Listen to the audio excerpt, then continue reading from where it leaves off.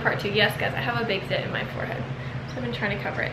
Anyways, so this is part 2. So welcome back if you're here and watching this video.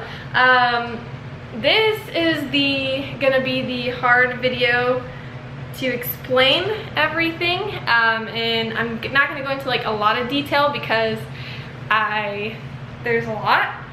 Some stuff is private and some stuff I will disclose. So basically, guys, if you haven't seen my first video, I would suggest you watch that. But the gist of it is that I'm getting a divorce, and I'm sure people are going to wonder why I'm getting a divorce, because we do have 4 kids and we did build like a beautiful life together with the kids and stuff. So I know it was probably shocking.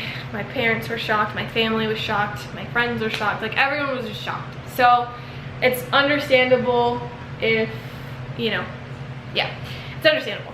So anyways, so I don't even know how to talk about this, but I also want to make this video because if there's anyone struggling out there with this, I feel like I was pretty much alone in kind of trying to navigate certain feelings and certain things, certain thoughts. And there was really no videos or anything like that out there to kind of like, not that anything can help going through this type of situation until you're in it, but just seeing someone come out on the other end and being happy would have kind of like helped me get through the fear of everything. So yeah, so the gist of this video, the reason why we were never going to work and why it was not going to work out is I am gay. So I obviously met I will kind of explain a little bit because you guys are going to be like, what the hell? So my husband and I, or my ex-husband and I, met when I was 14 years old.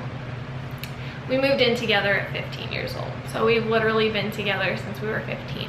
I was having kids at a very young age. I was 15 when I got pregnant, and I continued to have kids throughout.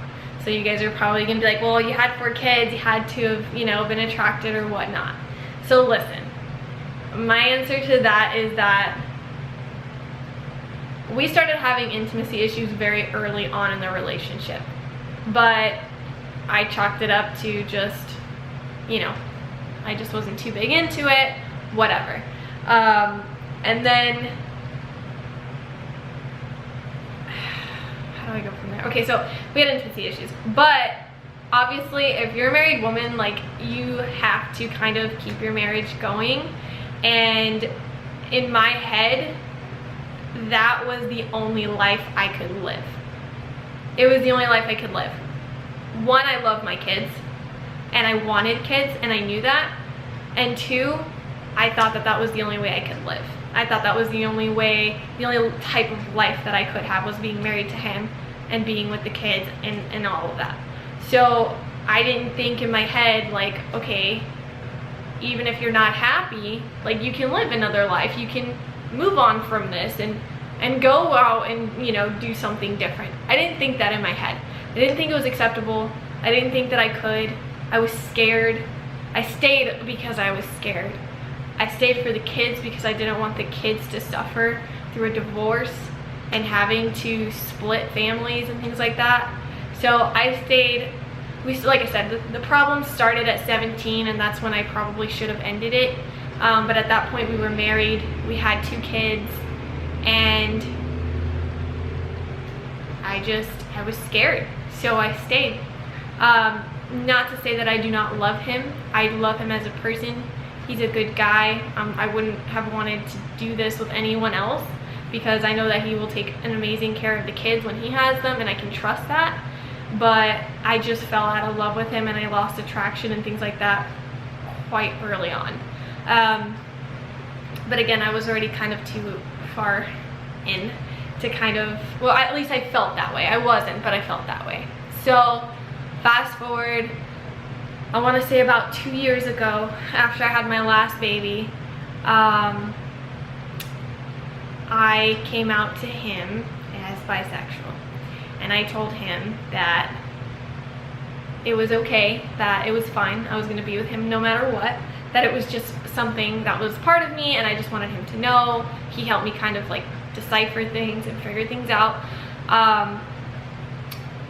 But at that point I was like, well, I'm 99% gay, and then you're the 1% that makes me bisexual. Well, you know, I still was having a lot of trouble with intimacy and all of that, but he, you know, we said, okay, we're gonna really try to work this out.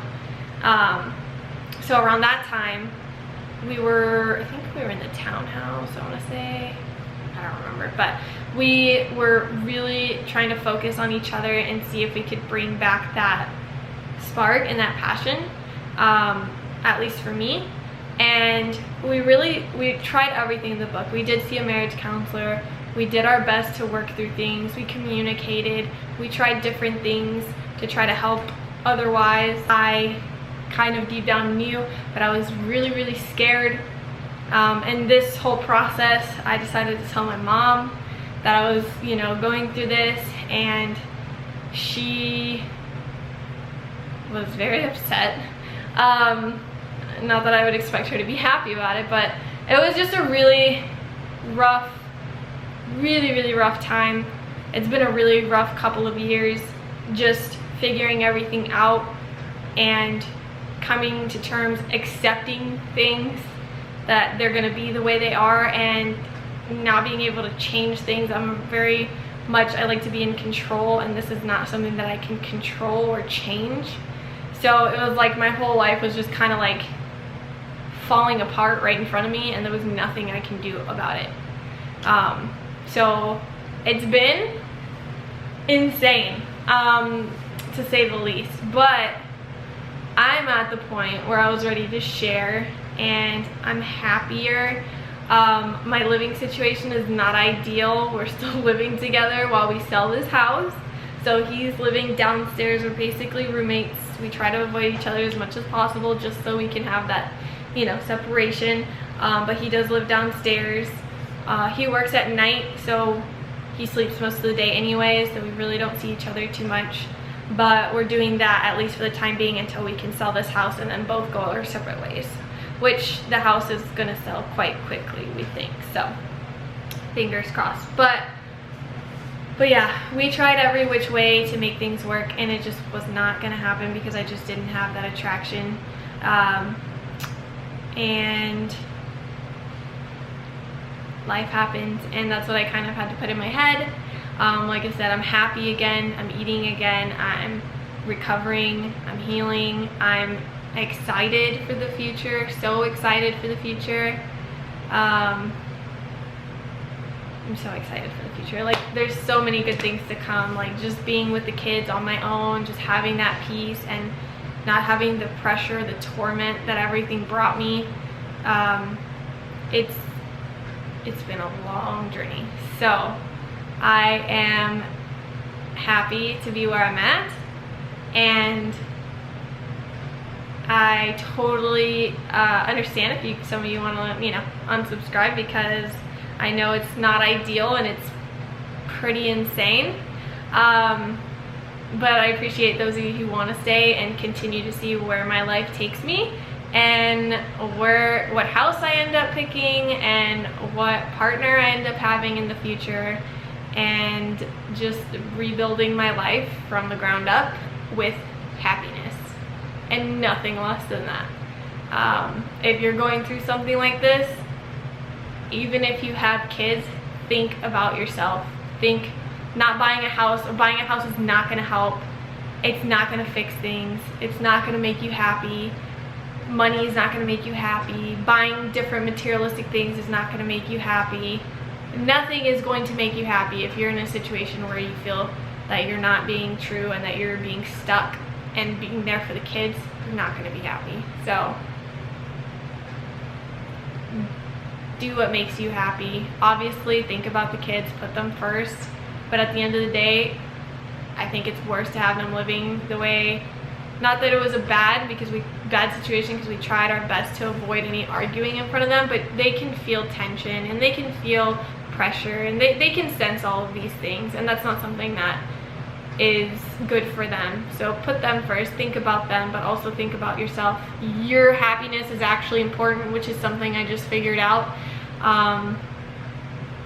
I never thought about that. I always thought, you know, the kids, my family's gonna be disappointed. I have to be this way because I have to please everyone, and I can't disappoint my family, and I can't disappoint, you know, my kids. But I am done thinking that way.